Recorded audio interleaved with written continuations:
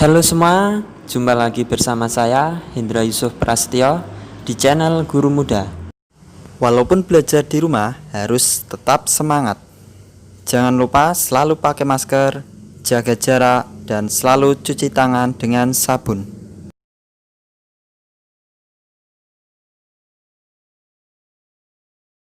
Tema 3 Subtema 1 Muatan Bahasa Indonesia KD 3.3 dan KD 4.3 tentang wawancara. Mari kita simak tayangan berikut ini. Narasumber dalam wawancara. Narasumber bertugas memberikan informasi yang dibutuhkan pewawancara dengan menjawab pertanyaan. Sebelum melakukan wawancara, kita harus menentukan narasumber yang tepat.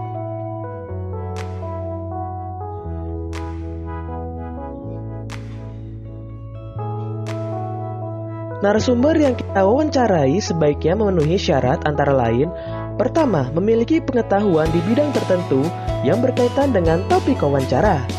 Kedua, memiliki keahlian tertentu dengan suatu bidang yang berkaitan dengan topik.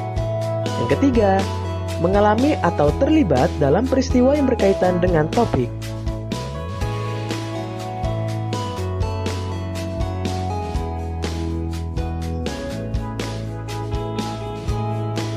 Sikap-sikap pewawancara yang baik terhadap narasumber. Pertama, memperkenalkan diri kepada calon narasumber serta menyatakan maksud dan tujuan dengan jelas. Kedua, meminta kesediaan seseorang untuk menjadi narasumber dengan bahasa yang santun. Ketiga, menepati janji wawancara dengan narasumber pada waktu dan tempat yang telah disepakati.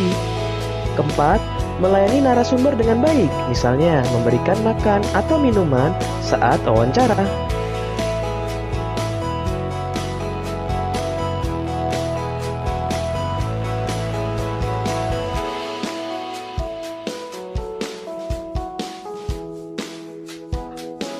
Kelima, mengajukan pertanyaan dengan jelas, serta mengulangi pertanyaan jika narasumber kurang paham. Keenam, tidak menyela atau memotong penjelasan narasumber saat menjawab pertanyaan. Yang ketujuh, mengucapkan terima kasih setelah melakukan wawancara.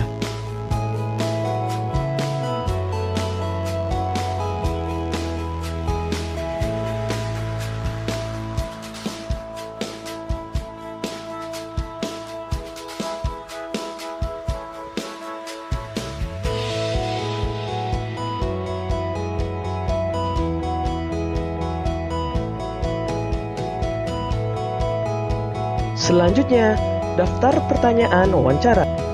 Pertanyaan yang diajukan kepada narasumber harus sesuai dengan topik wawancara.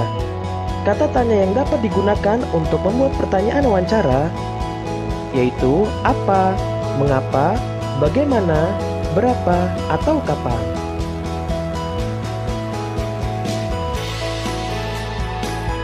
Saat wawancara, sebaiknya jangan mengajukan lebih dari satu pertanyaan secara langsung. Mengajukan pertanyaan-pertanyaan tersebut harus dilakukan secara bergantian.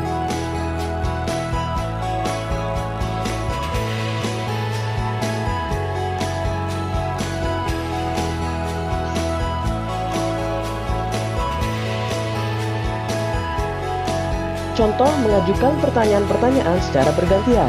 Pertama, mengapa penyu-penyu itu harus dilepas ke laut? Kedua, lalu apa yang terjadi jika penyu-penyu itu tidak dilepas ke laut? Selanjutnya, pengelompokan pertanyaan wawancara. Pertanyaan wawancara sebaiknya dikelompokkan dari pertanyaan umum hingga pertanyaan khusus.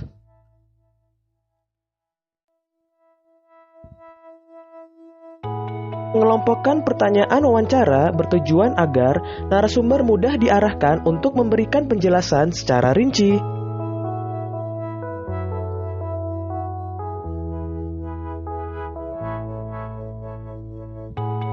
Hal lain yang perlu diperhatikan saat mengajukan pertanyaan wawancara adalah menggunakan bahasa yang santun.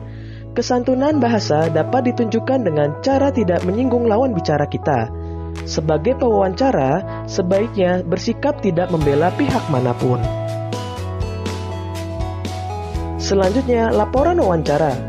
Kita mengajukan berbagai pertanyaan untuk menggali informasi penting dari narasumber saat wawancara.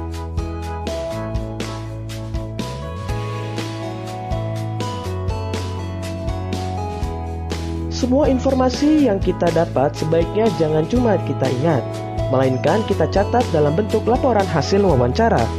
Laporan hasil wawancara bertujuan untuk memudahkan orang lain membaca dan mengetahui informasi penting yang telah kita peroleh.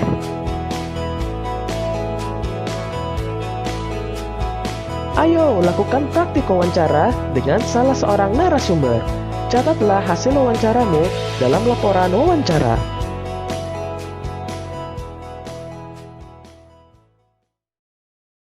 Terima kasih sudah menonton video ini. Semoga bermanfaat. Jangan lupa like, comment, and subscribe.